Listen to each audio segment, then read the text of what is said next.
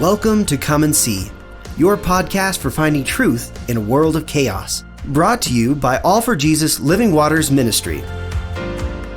With host and founder Richard Case and co-host and retreat leader Kathy Ricconi. Today is our special guest day, where we will hear from a friend of the ministry who will share their insight and stories on truth in this chaotic world. And now your host, Richard Case.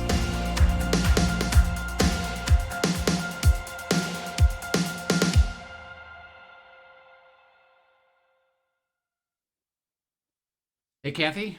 Today's guest day. Good morning. I'm excited for this. This is Thursday, our guest day, and we have two special guests with us, Rick Hoover and Nancy Hoover. Welcome. Thank you. Great to have you. Rick and Nancy are our leaders for worship that they joined us, how many years ago now? About 10, 12 years ago? 12 years ago. And we'll share a little bit of that story of how that came about, but it's quite exciting. That how God brought us together, and of course they've learned how to abide, and they're actually leaders as well as in the ministry, so they conduct retreats and they give it away. So, and Kathy's knows them, and so we've had a great time together. So, I think to start, we'd love for you to share a little bit of your story, how you each came to know Christ, and then how did you guys meet each other and decide to get married? Great. Go ahead. Well, I came to Christ as a very young girl when I was 5. I grew up in a Christian family, and that was pretty much our lives. We went to a Christian grade school, all of that, and had a great upbringing, very traditional, Bible-believing church. So it was easy to believe that God was my father. I had a wonderful earthly father as well. So that was very helpful. And then I think it was my senior year in high school, I really dedicated my life to the Lord and knew the seriousness of it and was just sold out for him. And then went to college, and that's where I met Rick. So I grew up in a, I would say, half Christian home. My mom was a believer and took us to church. My dad was not a believer. And so I always went to church. I remember a few times, few years just saying, it's kind of weird that mom goes, dad doesn't go. But always had a love for God and church. And I remember when I was in junior high, actually on a Sunday night, was in the choir, and we had sung that night, and I remember that was the night that I gave my heart to Jesus. Grew up in a Baptist church, and so you got to go forward and make that profession of faith, and just was very involved in youth group and always had a love for the Lord, and actually was dating a girl last couple years of high school who introduced me to the college, Christian college that I went to, where I met Nancy. So, What school was that? it was Greenville College, a small liberal arts college, Christian liberal arts in Illinois, just about 50 miles east of St. Louis. Oh, excellent. Yeah. Okay. Yeah.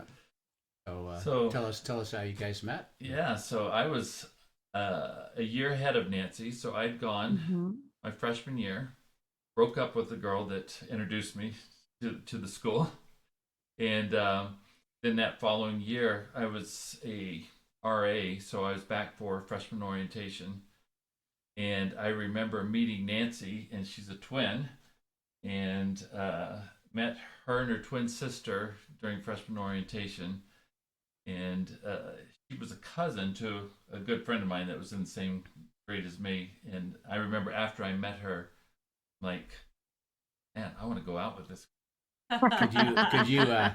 Could you tell the twins apart? Did they ever play any tricks on you? So I could tell them apart from the front, but a few times from behind I would go up to the wrong one, put my arm around her. Oh, no. and the thing I hated worse was Nancy lived in Arizona, I lived in Indiana, so during summertime we were apart from each other. Back then you called on the home phone.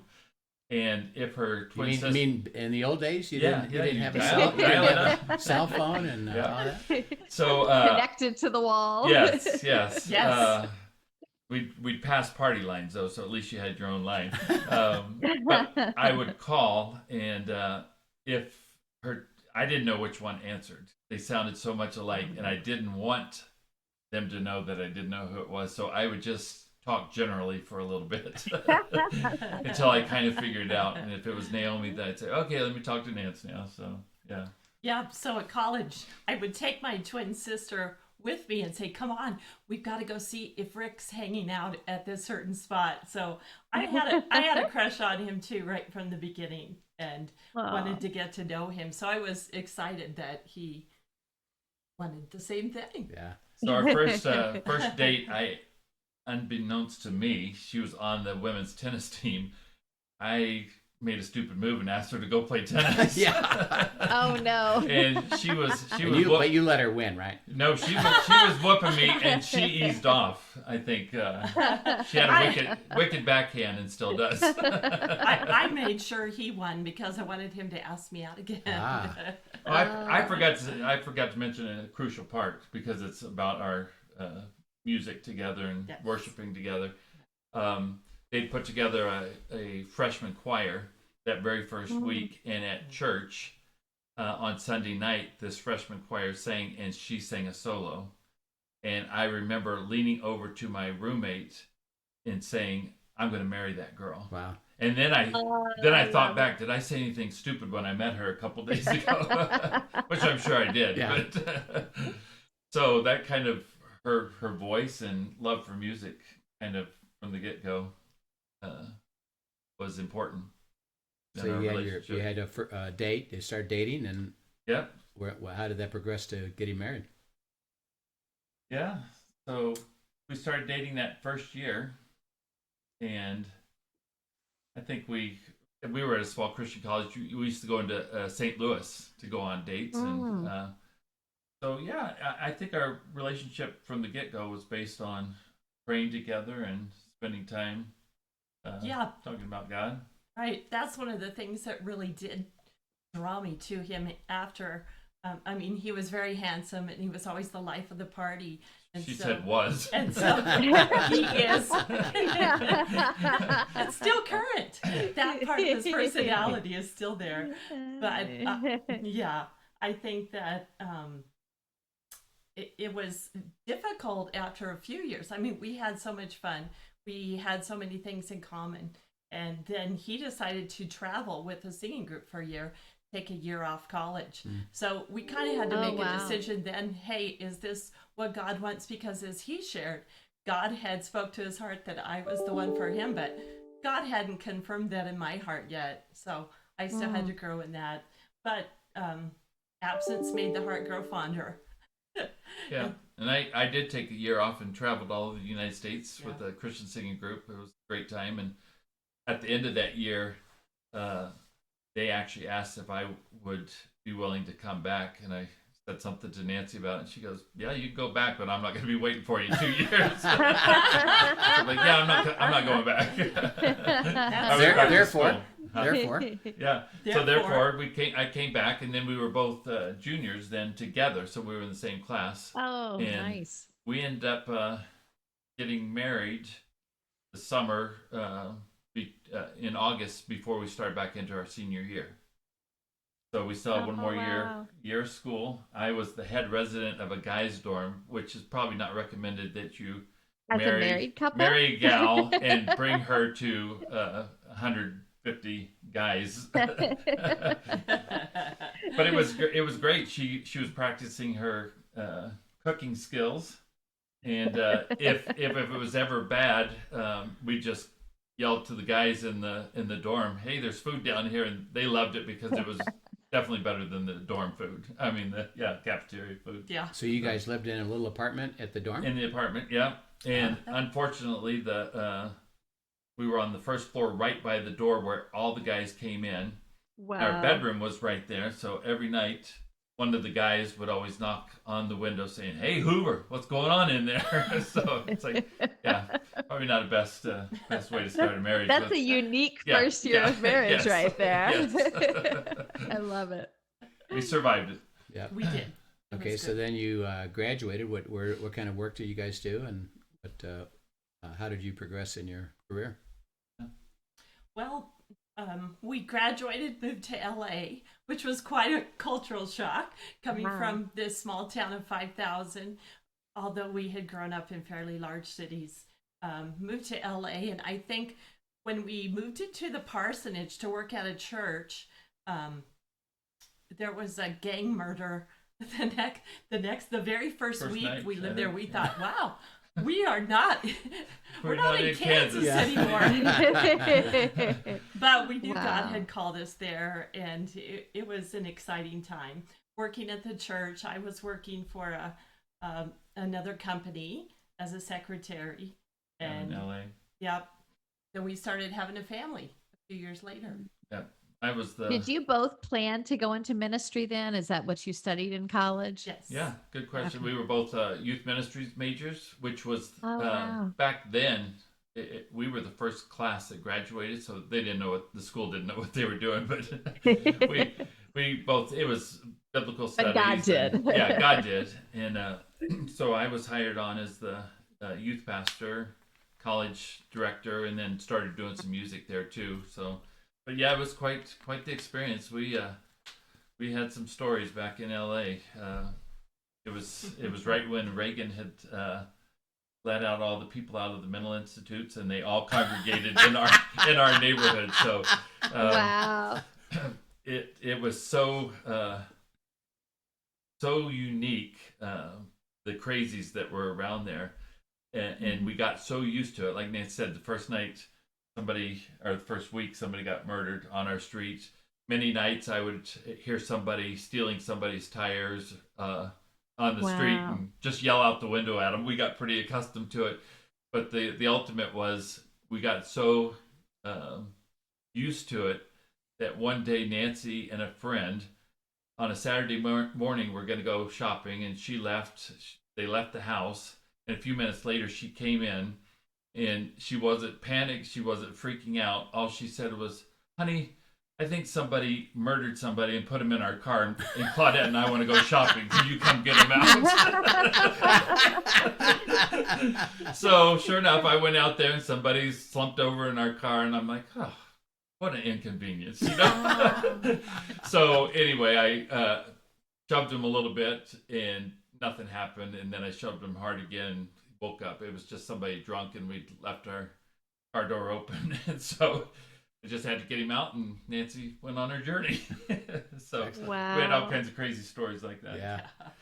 So as you think of through your life, again, tell us first of all how many years you've been married now. Tell us about your kids and grandkids, and then go back and share a little bit about what are some of the God moments you experienced through that. But tell everybody a little bit about your situation right now. Again, how many years you've been married? How about your kids, grandkids? How is all that? Well, it'll be 43 years this summer since we got married in 1978. Yeah, and it's been quite a ride, quite a journey. We have 4 children. They range from 31 to 39. 2 boys, 2 girls. They're all married, and we love their spouses. We have 9 grandchildren, and that's kind of the wonderful season of life we're right now. Yeah. That's so sweet. Yeah, it's great. We love it, and we love all 4 of our kids and our their spouses. But sometimes I love their spouses better than our own kids. So. There's one cool story about your last child getting married. Yeah, right. To Craig. Yeah. Yes. And a little bit about how actually Linda and I were a part of that process in a very, very funny way. So yeah. So that. Our third child, Brittany, met a guy at church. She'd been overseas a lot in Venezuela and different places for years. Came home and met a guy at church, and tell they were getting serious pretty quickly. Guy from England. And after about a year or so, I thought, oh, he's going to ask her to marry him. And in my mind, I'm thinking, wonder how he's going to feel about me saying, okay, you can marry my daughter, but first you'll have to go through sessions and counseling with Rich and Linda Case.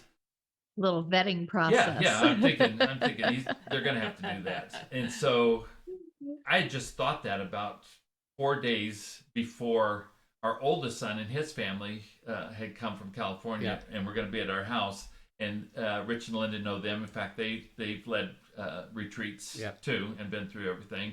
And so they wanted to come by and see them. Well, Craig was there. Rich and Linda walk in the door. Craig, unbeknownst to us, jumps up, goes over. They all start hugging each other. And I'm like, what the heck is going on here? Come to find out, Craig worked at the club. Country Club, where we were members. Yeah, where they were members. And Rich and Linda and their family and their grandboys absolutely loved Craig and always wanted him to wait on them. Yeah, so we already had a strong relationship with him. Oh, that's awesome. Through just getting to know him and find out he's a believer. He had this great affinity for our two grandsons, and they had for him. It was like, can we go to the club so we can see Craig? And when we went, we would always say, we want to make sure Craig is our server. So we had known it, and we knew that he had graduated and then went into business. And we hadn't really. Yeah, I hadn't seen him hadn't seen him.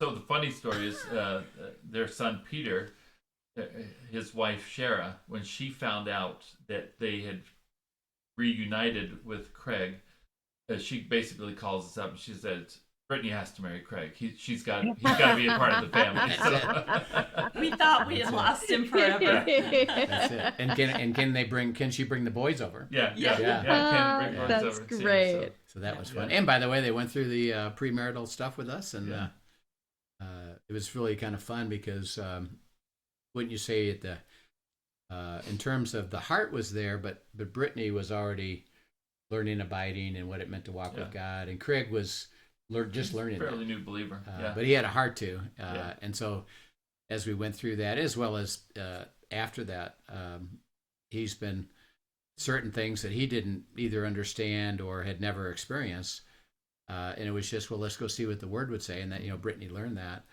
And the neat thing about Craig is, as he would, his first reaction would be, well, I'm not sure I want to do that. It would be, okay, but let's go see what the Word would say. And then as he got into the Word, he'd say, right. Oh, I guess there's the answer.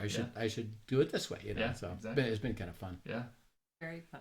So as you think back through your life now, 43 years of marriage, what would have been some of the big God moments as you've seen them, that God's been at work in your life and revealed things to you or moved you to certain things, or just acted in a way that you said, boy, that was cool.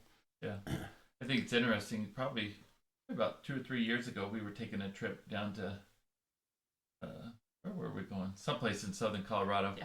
And we had a long drive, and we started recollecting all the things God had done in our lives just from the time we got married. I mean, even to if you hadn't dated Jan, then you wouldn't have gone to this college. I mean, it's just, you start doing that and you realize God has his hand in every aspect of our lives. And it was just amazing to think, if he hadn't done this, or if this hadn't happened, we wouldn't be where we were today. Right. And it's all just God orchestrating. And I love Rich always says, doing both sides of the deal. Right. So because it wasn't all just us. Other circumstances happened to get us there. So absolutely. I think 26 years ago, when we decided to move to Colorado, it was one of the huge things for us, because we both asked God for a confirmation. The church here had reached out to hire Rick, and we'd come out and interviewed, and we said, we just weren't sure. We didn't know God's will. We were searching. Rick got his confirmation that God wanted us to come here in the airport on the way home. But it took me another week, and I really had to seek God, because I didn't want to just come because he got that confirmation. I really wanted to feel it too and know for certain, because then if something went wrong, you can always say, well, it was your idea. This was not my idea. And so I look at that as a huge turning point for us because of the involvement in Living Waters ministry and getting to know you all. And I think all of those things that had to come together for us just to move here all those years ago, and how God has positioned us now for this ministry and what it means in our lives. That was a huge milestone. Yeah, it was interesting. We were sitting at the airport getting ready to go back to California, and some lady actually came up to me, clear blue, just said, "Hey, I have a verse for you." And wow. I think it was in Isaiah. I can't remember. We had a Bible with us that we hadn't packed on our to carry back, and so I looked it up. The name of the church here was called Church of the Rock, and the verse basically said, "I will lead you to the rock, and the truth, and that rock will set you free," or something like that. And like, wow, that's pretty clear. I mean, we had just interviewed. I would say another highlight. By the way, is that why you came out? Because you had interviewed and they had offered you this position as worship leader, right? Mm-hmm. Yeah, as worship leader here in Castle Rock. Yeah. So I did worship, and I also oversaw the small groups back then. Okay. So was there about 10 years. I think before that, like a huge God moment was we had 3 young children, pregnant with the 4th, out in LA, working at a church out there, living in a small, it was 1,200 square feet. House that we were renting, and we were praying, God, we need to buy a house, we need a bigger house, what are you going to do about this? And so I remember we actually sat down with some loan officer or something, and basically this was LA when things were happening pretty good. The loan person basically saying, yeah, you qualify for a 1-car garage. And I'm like, oh my gosh. Yeah, I knew that was going to happen. So so we just kept praying, and I'll have to be honest and say in my mind I was trying to manipulate and trying to figure it out, and how's this going to work, even thinking, okay, we got grandparents, they're getting old, maybe we'll get some, I mean, horrible stuff. But hopefully I'm not the only one that does that. So we were praying. She was probably 7 months pregnant by now. And I went to a worship conference in Dallas. And during that conference, one night, I was standing up worshiping, and I just clearly heard the Lord say, "What are you doing?" And my response was, "I'm worshiping you." and he was like, "No, what are you doing about this house situation? You're manipulating. You're trying to figure it out. Have you trusted me with it?" Yeah. And it was so strong that I kind of fell back in my seat and just sat there, kind of repenting. You're right. I have not been trusting you. I'm trying to manipulate the situation, figure it out. Which kind of goes back to that verse that we've been talking about lately about trying to, are you going to do man's way, or are you going to do my way? Right. And then at the end of that night, at that service, a guy comes up to me and says, "I have a word for you." And I'm like, well, sure you do. Go ahead. And he said, "Well, I felt like the Lord wanted me to tell you that he's going to give you a house." Like, wow. And then again, my first response was, this was Dallas when the market had just crashed. About the time you lost your buildings. When I lost all our money. Yeah, when you lost all your money. Yeah. I'm like, it sure. It must be your fault. Yeah, sure. I'm like, sure, they're giving houses away here, but I'm in LA. They're not doing that. But the Lord just basically spoke to my heart, "Let me pray for you." And the guy started praying for me, and I'm like, man, something's going on here. And wow. I remember calling Nancy that night, and I said, yeah, craziest thing, some guy came up and gave me a word, said we were going to get a house. So finished the conference, flew home, didn't tell anybody else.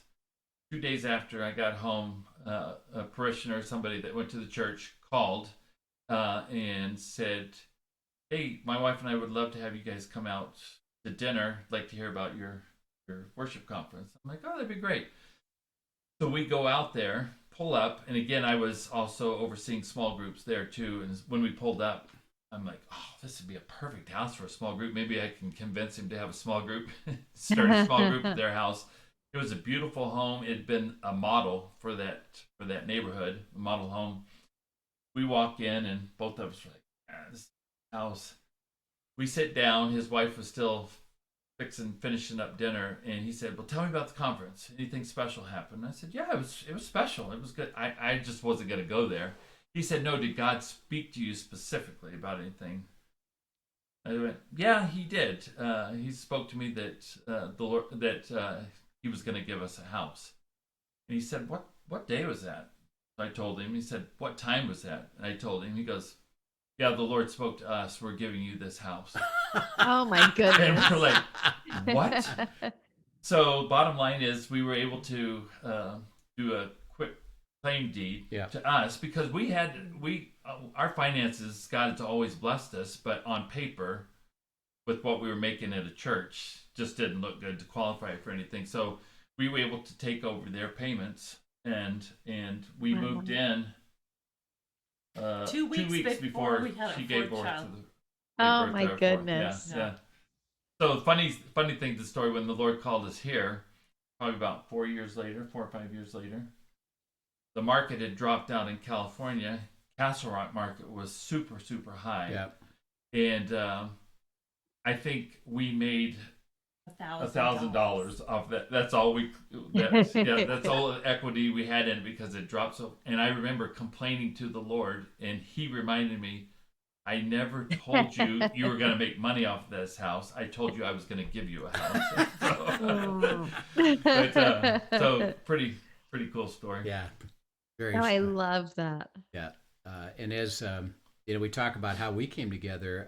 Linda and I, when Linda was a guest, and you can go back and listen to that, but we shared about how we got led to live worship through Mufasa from the Lion King, where he wound up at our church, as well as taking him on a retreat to Ireland and singing, taking over the worship there from the woman who had the harp, she was the harp. We had hired a harpist, but when Mufasa started singing, she was so overwhelmed by it. She said, "Hey, you lead worship, and I'll just play." And it was amazing, So we said, "Hey, we got to get a live worship leader for our retreats." So we went to this church, had met Tom Ewing, who was also a leader now in our church or in our ministry. And he said, I can't do it, but because I travel all the time, but I'll give you a list of the 5 people that I know that, go call them, So he gave me the list. And when I called the first one on the list, no response, didn't even call me back. And I called 3 times, nothing, Okay, I'll go to number 2. Number 2 was Rick and Nancy Hoover. And they happened to be in Castle Rock, which probably I should have just gone them first since they were right here. But I called them and I said, I'm Richard Case. You don't know me at all. We live here in Castle Rock. We do ministry. We do retreats here at our place in Castle Rock. And we're looking for worship leaders. Would you be interested in talking to us about it? And I'd gotten Rick on the phone, and then you describe how you took it from there. So I didn't know who this guy was, and he kind of explained a little bit to me, and actually gave me a couple dates that were coming up probably in 2 weeks. I think. We were having retreats come up. Yep. And so he basically said, "Why don't you and your wife pray about it and check the dates?" So I came home, told Nancy about it. Said, yeah, some guy called. Don't know who he is, but actually we knew Tom, so trusted him, and loved Tom and Suzanne.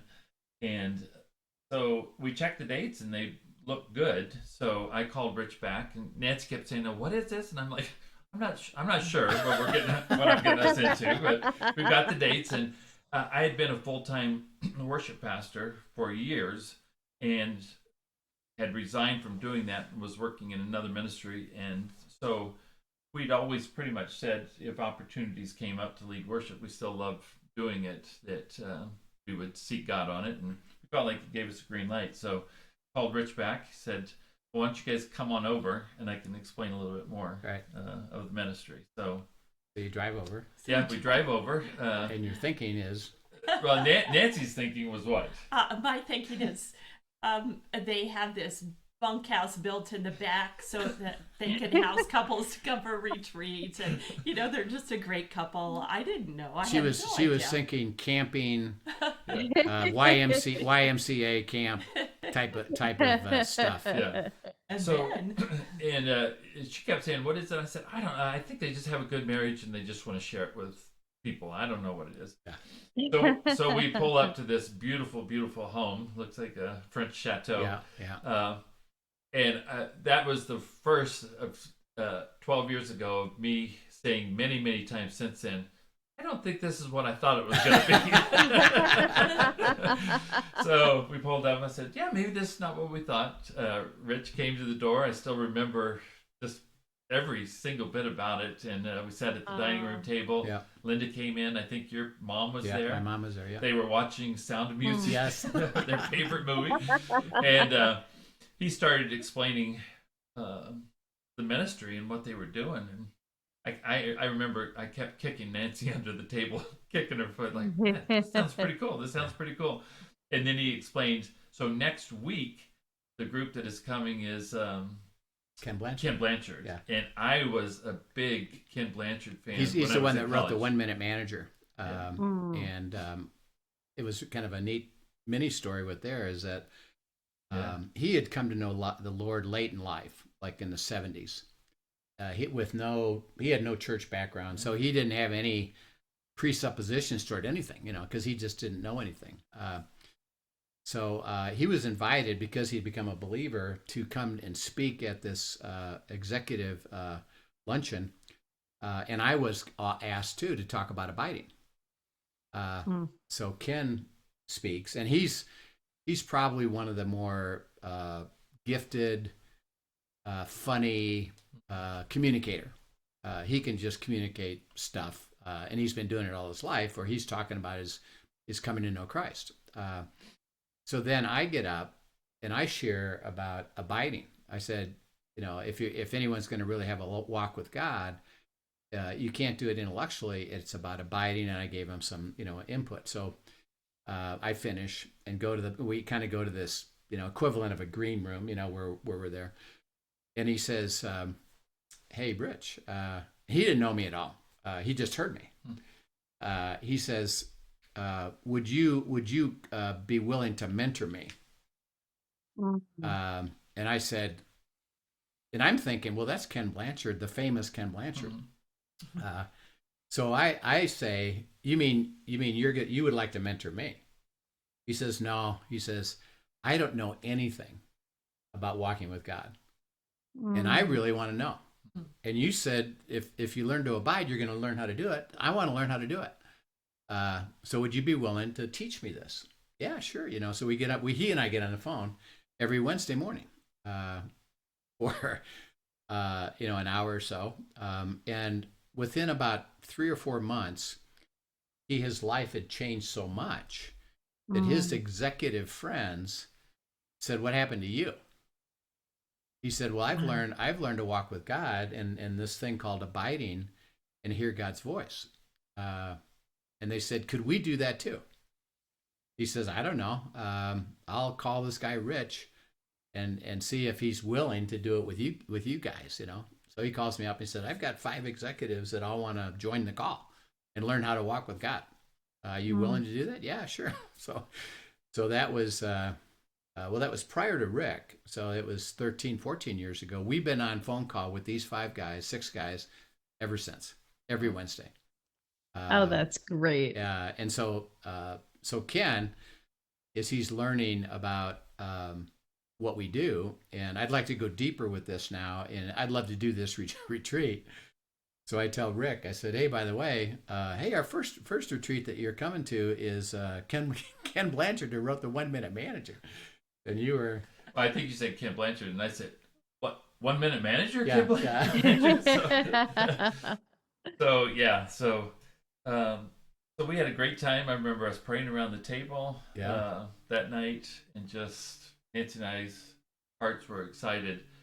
But the funny thing is, we did that weekend retreat, and then we did I think there was back to back. Yeah. We did one the next one. Yeah. And then I think it was the next month when we did the third one. And Rich had never said, hey, you guys can stay for the teaching. So we just came and led worship Friday, Saturday, Sunday, and would just go. And then Rich, I think on that third one, he said, hey, you guys know you can stay for the teaching if you want. I'm like, oh, okay. So I remember that Friday night driving back to our house because we're fairly close. Like, my God, this is the best stuff I've ever heard. Yeah. And then by the end of the weekend, especially when we did the Ezekiel exercise, both of us like, how could we have been in ministry all these years and missed this? I mean, it literally changed our lives. Yeah, It did. And then I remember sometimes we would on Sundays just lead worship and then go back to our church or whatever. And I remember it was probably 3 or 4 retreats in that we were staying for it.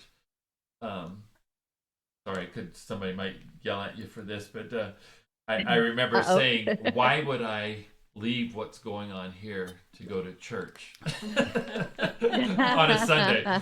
Because this is so good and so life-giving, and just nothing like we'd ever had before. Yeah. And they've been dear friends and co-laborers with Christ ever since. And we've got to see, as we saw with all leaders, including Linda and I, transformation and what it meant to walk with God and the beauty of the covenant and the abundant life that we talk about, that, where you come to unity, there I'm going to command blessing, and which we'll talk about in some future sessions. But as you each have learned and enjoy abiding, why don't you share a little bit about your experience with your abiding time? What is that? What is it? How have you experienced it? And describe even practically, how do you do it? I know you do it slightly differently, which is what Kathy and I have been trying to help people understand. But why don't you talk a little bit about that? Sure. Well, as Rick said, it was life-changing. I mean, it was just so... I have done many, many Bible studies through churches, led Bible studies. This is so different and so life-changing. I think because it spoke... now the Holy Spirit was my teacher, and as I went to the Word, He would lay things on my heart where He wanted to change my character. He wanted to heal my woundedness. And it spoke so directly to me that, and journaling is a huge part of that. I journal every single day, and I know you've been talking about journaling. Right. Because sometimes I won't remember everything from one day to the next. And I can go back and look at that. And he just dealt with those things as I was ready. And the scripture just came alive to me. I learned how to go into the Greek and the Hebrew words. And it wasn't just study, but it was taking it from my head, going to my heart. And that's where I noticed the changes. I mean, talk about changes.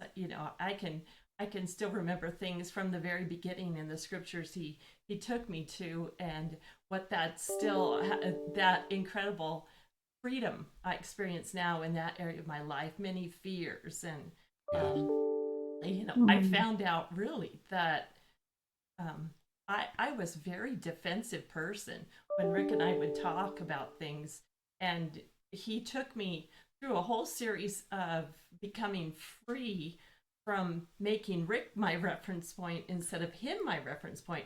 I would not have told you that was what I was doing, but he showed me. He showed me through Isaiah 43 that He was my God. No other God could take that place, and it was just so freeing. I could talk a long time about that. Yeah, and what's the as you've experienced that, because you said that you learned it's not Bible study, but it's receiving. How did you understand the life that you were getting? And then I know you do some cross-referencing too. Yes. How did that work for you? Yeah, well, so for me, I would, sometimes it came in all different places. I would see a sign, or I would hear someone speaking and that word, and I think, wow, that really I need to go deeper and see what God has to say about that. Yeah. So I would do a word study. And I know, Rich, you encouraged us to go to crosswalk.com. It's Right. one place that would be a help to the interlinear Bible Yeah. and highlight different verses. And I tell you what, that has set me so free doing that. That is study. But once my head realizes it, my heart can catch up as I stay in that verse and study. And so for me, it comes in all different places, actually. Yeah. But a lot of it, too, is just sitting there meditating. And sometimes I'll listen to a song, or a song will come to mind, and I'll find it and let that minister. Yeah. So as you're abiding in the life of the Word and receiving it, processing it, journaling it, we'll talk a little bit more about that. You became to the point where you said you were defensive, but now you don't even think that way. Yeah. It's not, see it, transformation, and Kathy and I have talked about this, it's not managing it. It's becoming it of what God does. So you just stop even having that as part of your nature because it's not there anymore. Or the fear that I know that you work through, or an issue of forgiveness you work through is you became a life of trust. You didn't fear. I mean, it's not that we don't have afraid and things that we react to, which we're still doing, but you've learned now what to do with that, Exactly. which has been fun. Rick, how about you? How does it work for you? So I think when we first learned it, starting back with the Sunday exercise with Ezekiel, you really realize God does have something to say. Yeah. So that's what's cool. So I think in the past, being in church, we, both kind of, would read a scripture or read everybody's done I'm going to read a chapter a day type of thing and close the Bible and I'm done. I did that. I did it. Got it done. I did it. Or some of the other things that would help you along with all the daily bread Devotions. Devotionals. Yeah. Devotionals, yeah. Sorry. I'm so far from those now. That's right. I don't even know the name. Not that they're bad, but do that. And I think for me, one of the worst was us trying to here's a Bible study on this. Let's do it together. That was just like put me in a panic mode. I just did not like that. And I think one of the spring things for me was when we learned through the first retreat was we have things that we want to know. We have questions in our hearts. We have character flaws that God wants to take care of. And so start there. Why be reading about somebody else's journey when God has a journey for us to be on? Yeah, exactly. Through His Word. Right. So I think that set me free the most. And once you get that, why am I fearful, or why am I angry, or why do I respond this way? Well, let's see what God has to say about it. Then that time in the morning, and I get up at 5:15, and it's just routine with me over these past 10, 12 years. What does God have to say and about this? And let's learn it, and let's journal about it. And so doing that has been so important, and to be able to go back.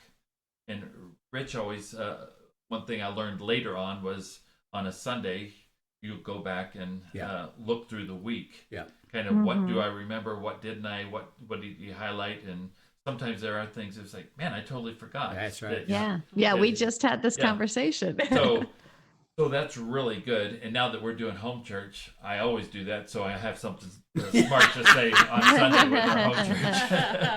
Right. But it kind of reminds you. And then one of the things we've kind of gotten away from it is always been so important to us for Nancy and I to get back together and hear what God's speaking. Yeah. Because she's dealing with certain things that God wanted to share with her, and so am I. And then to be able to share that and hear the scriptures that God's been speaking to her heart, which sometimes then comes back to, that's a good one for me too. Yeah. So it's been very, very, very important, and it never ends. No. Because you always have new things and more questions. I mean, by the time you think, well, I got that one settled. And then we also, as we're sharing, give each other the freedom to say, you might want to stay with it a little bit longer. Yeah. As far as what I'm observing, you have not got that anger dealt with yet. So, check with God, but yeah. we give you some input, right? And I mean, we got tons and tons of journals that we've done over the years. Just and let me just add, the cool thing is because it changed our life so much. We wanted to share it with our kids. So our oldest son was the first one to go through it, and to see him through that weekend process, getting to the Ezekiel, he and our daughter-in-law, and it changed their lives. And then there for a while, they were leading retreats until they adopted twins, 1-month-old twins, which has kind of changed their life. They're still abiding, but they're just not doing the retreats. And then all 3 of our other kids and their spouses have gone through it and brought their friends for us to lead retreats with their friends. So it just keeps on going. So we'll have to have Chris and Jacqueline. They talked about their oldest child. It's just a phenomenal God story of abiding, hearing, processing God's will. A lot of disappointment until God said, well, my will is best and none better because I'm leading you here. And they really, and we'll be able to have them on. Maybe even do it together as a family would be kind of fun. Oh, that would be fun. Okay. Yeah. I was just going to say, I love hearing y'all's story fresh because I have only known Rick and Nancy for a few years. And so hearing the whole story and the background and how you both really have loved God for so long, and you can see his hand on your life and how he just orchestrated things and really laid groundwork for you to receive this. Right. But I think the most beautiful thing you describe as you share your story, and obviously just exalting God and how he has connected all the dots, is I hear both of you highlighting the fact that you went from really, always being hungry for God and wanting to be a learner to learning to go to him as your teacher. Yeah.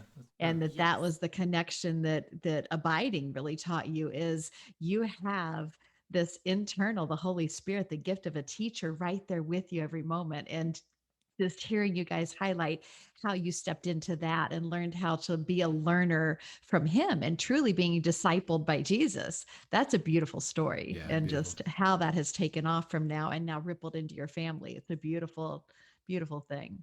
And as we come to the end of our time, I've thrown up on the screen there about questions. You might have something that Rick and Nancy said that stimulated a question for you. You can put it on the YouTube comment section and or email us at questions@afjministry.com, questions@afjministry.com. And you might even have a question for Rick and Nancy that we can either get them to answer or we can process that. So we'd love to hear them. Very exciting to have you and to reiterate again your story. And particularly, and Kathy and I have been in this section this week about journaling. And you've mentioned the importance of journaling, and you said something really important, Nancy, of you do it because you got to remember. You got to go back and process. And you talked about every week I got to go back and process. And without journaling, and maybe you guys could end with this. Do you believe you would have grown as much in walking with God if you hadn't learned that element of it? No, it's such a crucial piece to it, because as we think we can remember things, we don't. I don't even remember all my kids' names anymore. So writing it down, there's something about from our brain to actually writing that helps solidify it. Going back and looking at your own writing. Rich and I have talked about sometimes you go back, it's like, I don't even know what I just wrote. You finally figure it out, and then we write that word, or we print that word out. We got to so we don't go back to it the next time. We're like, what was that word again? Even that, I think God uses that. That was an important word that you were going to miss. Right. So having it down, and then like when we go to share, having that, it helps give a framework for what we're sharing with each other too, which we would miss 80% of it, probably. Yeah. 90% of it. One thing that helped me was to actually put my thoughts into words, writing it down, to share my authentic heart with God. He knows what I'm thinking anyway, but to actually write it down and say, this is really how I'm feeling it. I don't have any idea how this verse really can be true for me and what you're saying to me. It helps me process so much more. Yeah, and the neat thing, that I'm excited about even at the moment is, Kathy and I have talked a lot about things in journaling, abiding, etc. And just so everybody understands it, is that Rick and Nancy and our guests, we don't script our guests at all. We don't tell them anything we've said or want you to say. Just share your life, and you've just said a variety of things that are kind of reinforcing how beautiful it is, because it's unique to you, how you do it, but it's authenticity, it's hearing from God, writing down what God says, writing down your questions, processing, remembering, going back. So all the things that Kathy and I have talked about, we're just so thrilled that you can share, because it's really true. It's really how you live it out. And because you're a good teacher. But a beautiful thing. It's God's stuff. And and then we're just so thrilled that you were able to be with us today. And Kathy, we'll continue tomorrow a little bit more on journaling, right? Of what the depth of that is. We give some practical tools to that. So that'll be fun for Kathy and I. So we love you guys. Thank you so much for being with so us. So good to see you guys. Good seeing you guys. Come see us. And Kathy, yes, soon, hopefully. We will see you tomorrow, Kathy. Have a good day. Sounds good. Have a great day, guys. Yep. Thank you for joining us for today's episode of Come and See, your podcast for truth in a world of chaos. Brought to you by All for Jesus Living Waters Ministry. Send us your questions and comments, and tune in tomorrow for more answers to your personal questions about living life in God's truth. Remember, God's will is best and none better. His truth brings peace in this world of chaos.